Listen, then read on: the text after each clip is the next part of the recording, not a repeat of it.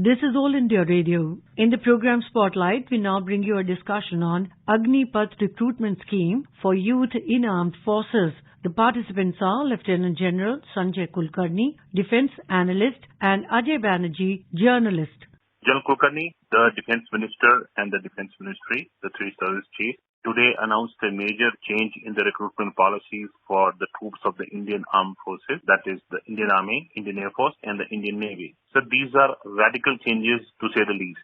There's a long list how a new recruit will come for 4 years and after that he will leave. And there's a provision for women also in the troops, which will be done progressively. And after 4 years, only 25% of the troops will be retained into the force. How do you see this scheme?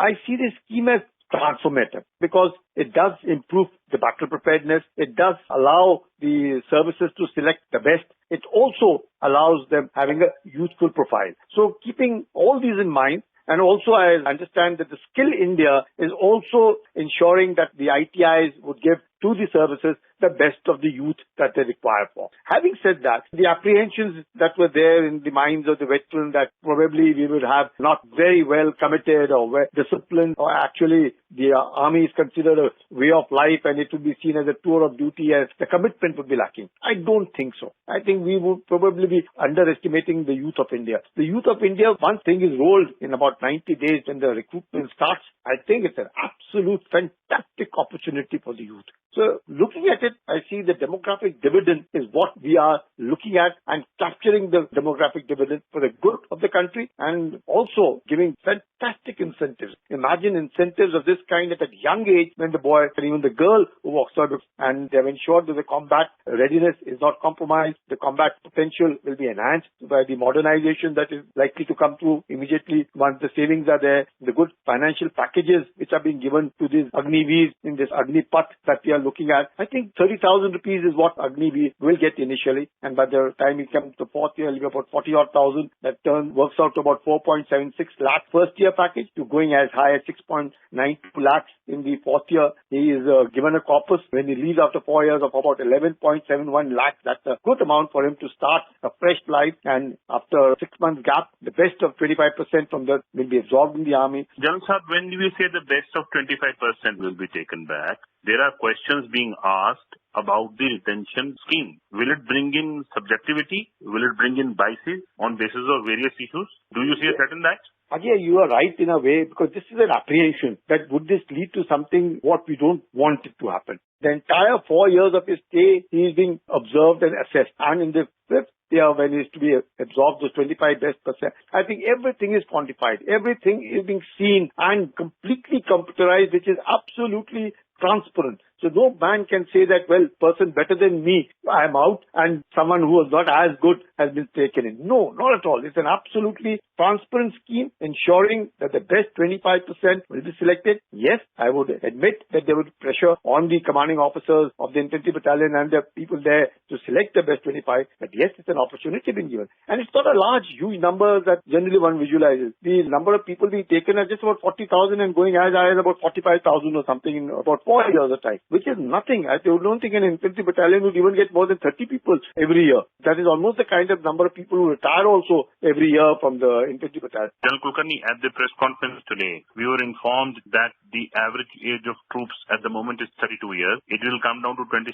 years once this Agnipath is implemented. And we were promised that the selection criteria, the Army Chief himself said, none of the physical parameters will be tinkered with. How do you see this happening? This coming down of the age to 26 years? Will it mean a youthful army? And two, when the Army Chief says that there will be no tinkering with the physical parameters, how do you see this going ahead? When the Chief is saying that, that's what exactly what we are trying to convey. That everything is quantified, everything is being seen. Now, people will say, well, morale is not quantified. How do we know a jazba and josh is not quantified? Everything. Physical fitness is quantified. You know exactly. He may have the josh, but he may not have the physical fitness to do that particular job. So everything is being seen and assessed. So there's no question of selecting someone who's not good. So definitely I see what the Chief is saying. I go along, because what I also understood, the quantification of it, the entire thing is being computerized. supervised, everything is being seen, and everybody will be assessed accordingly. And as regards the feeling that the youthfulness, 100%, there's no denying the fact. If the boy is between 17 and a half to 21 years and he goes after 4 years, that is 25 and 26, it will be a youthful army, definitely, because the Kargil committee report gave the same, that the age must be young. Based on that, the CEOs were right now quite young. That is something which is there. And I think it will definitely reduce the age profile to about 25, 26 from what it is 32 now. And again, something very good that I heard, this entire scheme is not just that it is being superimposed. You can tweak with it. You can go along with it and see and ensure that you get the best. There are certain guidelines that have been given, and those guidelines have to be followed. But should the guidelines come in the way of combat preparedness, definitely they can be tweaked. And that is the best part of it. I think it's a fantastic scheme. All the three services will be a beneficiary. I must inform the listeners that each of the people who are going out, or the Jawans who will go out after 4 years of service, as you rightly said, will get around 11.76 lakh rupees as a one-time payout.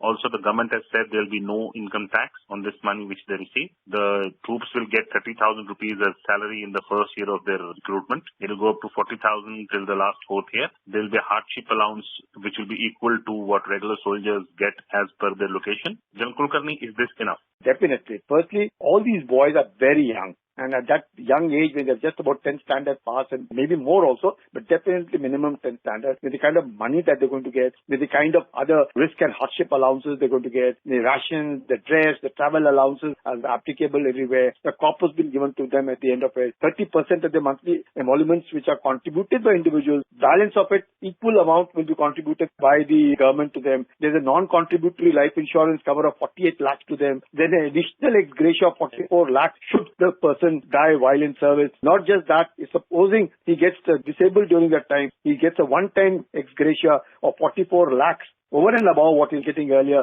provided he's 100% disabled. If he's 50% disabled, he may get about 15 lakhs. So I think the government has ensured that at no point of time, anyone who decides to join the armed forces and Agniveer, he is a winner from the point of his own life, which will be transformed. Winner as regards the compensation and the incentives that he's getting. A winner because he will be now a real youth who will be contributing to the nation to the best of his ability and the skills having achieved while he was there in the service for 4 years. The defense minister, when he was asked whether this scheme has come to overcome the ballooning pension bill, he was very categorical that do not insult the new scheme in terms of such matters. And he also said that the government was ready to spend any amount of money on the armed forces. How do you see these two statements? Most of us have this feeling that the government probably sort of virtually in a tight corner because 1.2 lakh crores from 5.275 lakh crores of the defense budget is going on pensions. But from the kind of financial package that the government has offered to the Agniveer and the kind of money that they're rolling out, and with no compromise whatsoever on the capital expenditure and adequate being catered for their payments and the kind of incentives being given, the corpus has been created and everything. I think what the Raksha Mantri has conveyed that definitely money is not a constraint. So do not for a moment tell us that we are doing this to save money. I think the purpose is totally different. Purpose is not to save money. The purpose is to ensure that the youth of this nation, the demographic dividend that we are achieving in this nation is exploited to the good of the nation, and that the entire nation gets involved in nation building and realizes that the security, and again, because it's an all India, all class, that means everybody, anywhere, he's got to just go apply online, and 40,000 is the number of people who are going to be recruited. So that number will be taken every year, even a lakh much later in years to come. So I think the Raksha Mantri is right that money is not what has guided them. What has guided them is to give employment opportunity. What has guided them is to give an opportunity to the youth of India to get discipline. And what has, again, the government has been guided by, if in years when India becomes a $5 trillion economy and $10 trillion economy, at that point of time we require dedicated, absolutely committed youth to take that nation that far. I think that's where we would be able to achieve. And definitely money is not the guiding factor, as what I can see from the incentives that are being offered. General Kulkarni, there are fears expressed on social media that these 4-year people who will come and join the forces for 4 years may fall into wrong hands after 4 years, may join some militia, some gang or some outside forces, may misuse them. These are the fears being expressed, the versions on Twitter. How do you see at this and how do you see it can be avoided? Aberrations can be there. But overall, a person who's been there, who's been given a financial package, and I'm sure they will all be ensuring this, that they don't fall into wrong hands. But yes, we have to be alert. There is no denying the fact. We have to ensure that these people don't fall. And in this context, I will say the success of the 75% who do not get absorbed in the army, how they prosper in the society, how they show themselves in the society would be the real acid test of the entire scheme. Because 25% will be absorbed. So that's not a problem because they'll be in the service and also earn their pension after 15 years after doing their 4 years of this Agniveer, which is a totally standalone scheme. But the success of the 75%, how the government absorbs them, how the government rolls out schemes for them, how the other departments come forward to help them, and they're not falling into wrong hands and they're not going into militias or the toxic environment around being affecting them. I think that is what is the real asset test and the success of the scheme, which will be seen in years to come, how that 75% are going to become real gladiators or real motivators or real youth of India, which will take the nation to great strides. General Kulkarni, the Army Chief has assured that the regiments which are class specific, some of these regiments like the Sikhs, the Jats, the Marathas, even the Dogras, they are more than 200 years old and their recruitment patterns are located to a specific geography. This will change now and it will be all India, all class. Do you see the regimental motto changing? Their understanding of history and fighting for the Naam Namak Nishan on which all Burtons move, will it change? See, what happens is, first and foremost, we mustn't take it too far also, number one. Number two, it wouldn't be. When we say all India, all class, obviously in the all India, all class, the Dogras, the Kumaunis, the Gadwalis, the Gurkhas, the Marathas, the Rajputs, the Madras regiments from all the 4 southern states, all of them form part of the all India, all class. So that is one. Secondly, everybody gets an opportunity. Yes, there may be a small number which would be now getting into, say, exclusive regiments which have a particular thing. I think they will be learning from them as much as they will be seeing how others do, whether it is in eating habits or whether it is in talking or whether it is the kind of motivation that they get from the history of that particular regiment or the battalion that is joining. I don't think we can stretch it too far because ultimately, suppose in the all India, all class, and there were, let's say we selected about 4,000 Kumaunis. Just example I'm giving. And the requirement of Kumaunis is say 6,000. And 4,000 Kumaunis, I mean, we can definitely look to it that they go into their respective Kumau regiments wherever they are. The balance can be made up from by the others. So I think this should not really bother us. I don't think because there are lots of regiments and battalions which are all India mixed class and they are doing extremely well. It doesn't affect the regimentation at all because overall in the entire computerized thing, the people from Dogras will get a sizable number of Dogras to them. The Marathas will get a sizable number of Marathas and Kannadigas to them. Gadwalis will get Gadwal. Gurkhas will get Gurkhas. So it's just going to be like that. I don't think this is something very alarming. But yes, it appears to be at the very moment we say that the system of regionalism is not there, but the system is all India, all class. I don't visualize.